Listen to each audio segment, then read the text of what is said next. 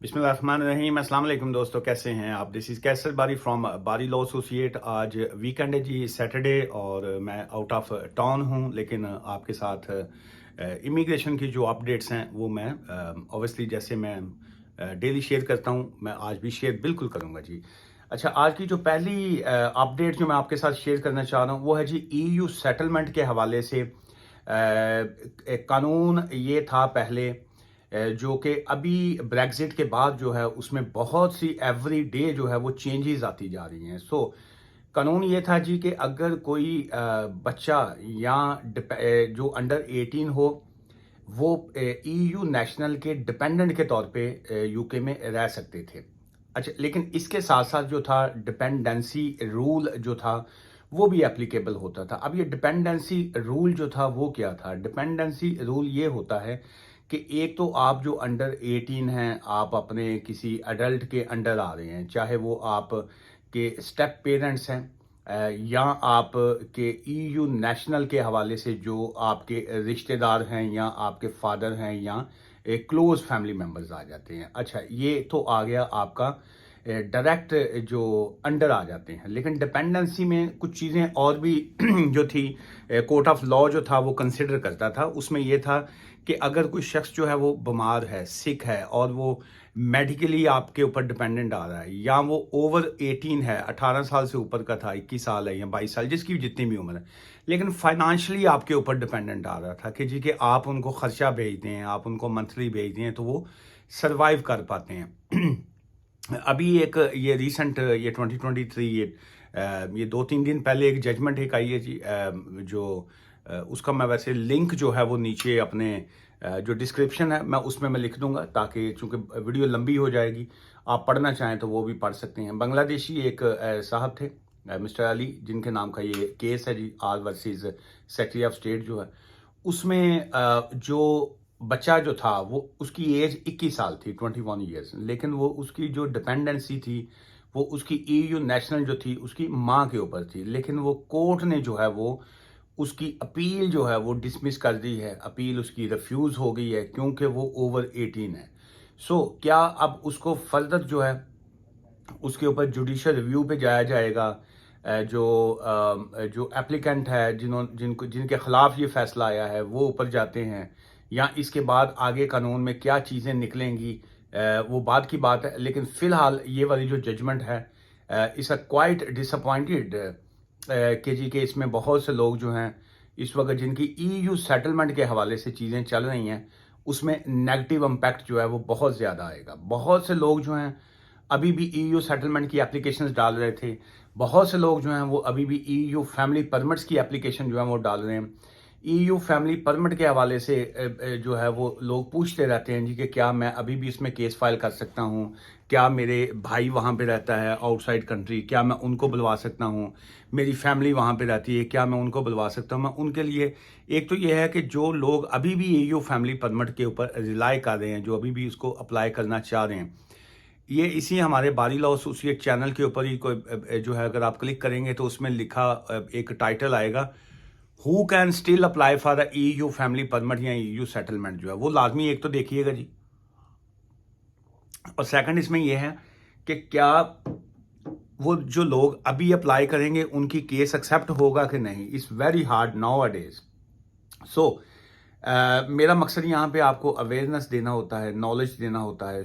आज की इसमें अब आगे सेकंड पार्ट में कुछ और चीज़ें भी डिस्कस करेंगे, लेकिन ईयू सेटलमेंट के हवाले से मैं आपसे यही कहूँगा कि अगर आपकी कोई एप्लीकेशन पेंडिंग है अभी तक, तो उसकी आप प्रॉपर लीगल एडवाइस लीजिए, प्रॉपर कंसल्ट कीजिए। मैं नहीं ये कह रहा कि आप मेरे पास ही आएँ, यूके में बहुत से वकील काम कर रहे हैं, लेकिन अपना केस जो है उसको प्रॉपर डिस्कस कीजिए।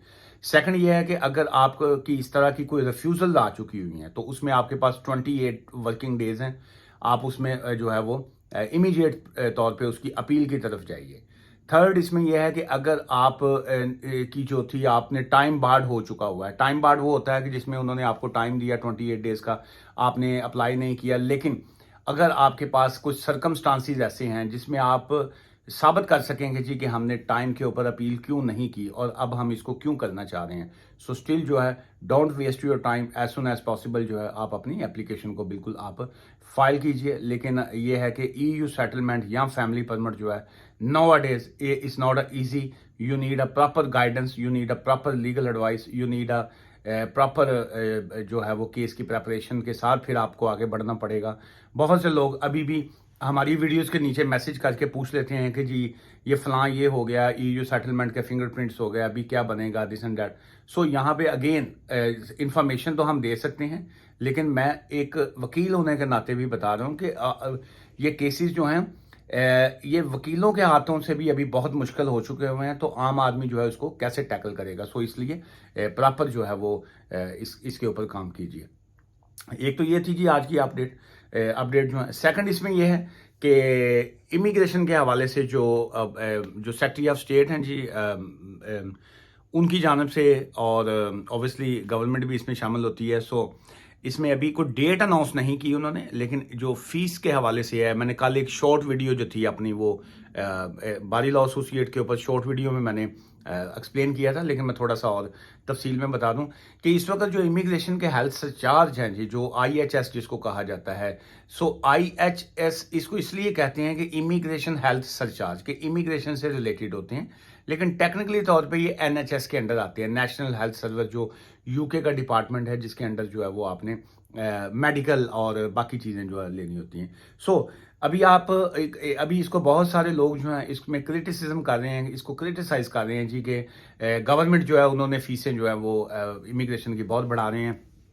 चूँकि IHS की जो फीस है, करंट फीस जो है वो इस वक्त जी 624 पाउंड्स पर ईयर है, जिसको वो उसमें 15% प्लस इसमें ऑब्वियसली 25% 35% बल्कि लग रहा है जी इजाफा होने को है, और उसकी 1035 समथिंग जो है वो 1000 प्लस से जो है वो फीस जो है उसकी ले जाएंगे।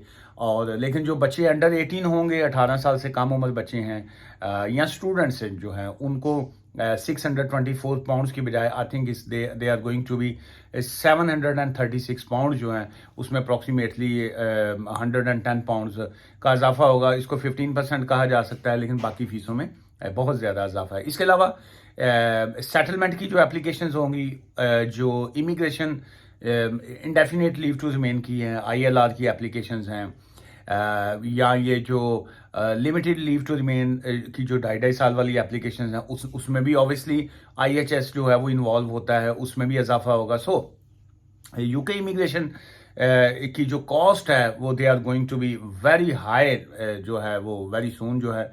अब आप इसको ऐसे इसको देखा जा सकता है कि अगर 624 पाउंड एक साल के हैं, तो ये 2.5 साल की अप्रॉक्सीमेटली 1560 बनते हैं जी, 1560 pounds. And if you are doing your application from inside the UK, तो 1800 समथिंग जो है वो उसमें आ जाते हैं।